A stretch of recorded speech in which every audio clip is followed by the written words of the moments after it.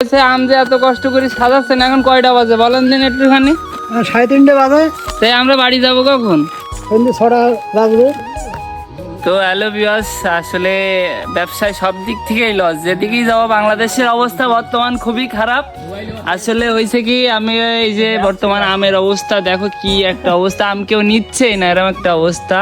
তো আমাদের এলাকায় আছে বলে নিচ্ছে না, যেসব এলাকায় আছে তারা তো মোটামুটি পাচ্ছে, যাদের নেই তারা পাচ্ছে না। তো সবাই আর কি এই আম আমরা এখন ঢাকায় পাঠাবো, তার জন্য প্যাকেট করা হচ্ছে। দেখো কত সুন্দর করে বিপারজাত করা হচ্ছে। কিছু বলবা তুমি?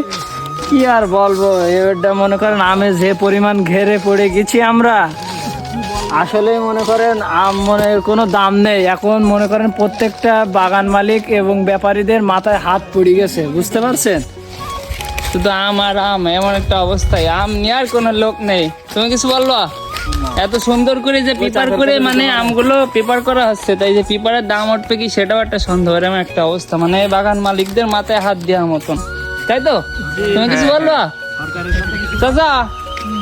এই যে এই আছে আম যে এত কষ্ট করে সাজাচ্ছেন, এখন কয়টা বাজে বলেন দিন একটুখানি?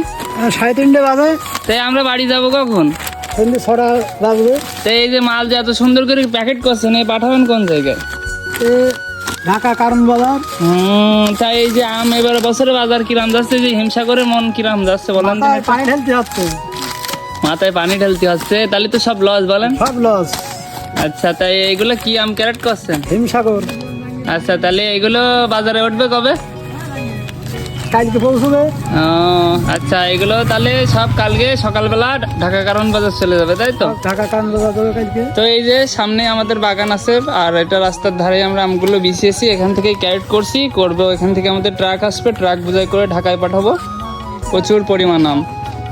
তো এই যে অথেন্টিক পুরো আম, এখান থেকে যদি আপনারা যদি কেউ আমাদের থেকে আম নিতে চান, অবশ্যই মেসেজ করবেন। আমরা এইভাবে ক্যারেট করবো, প্রত্যেকটা আম ক্যারেট করে এইভাবে বুক করাই দেবো, দেশের যে কোনো জায়গায় পৌঁছে দিতে পারবো।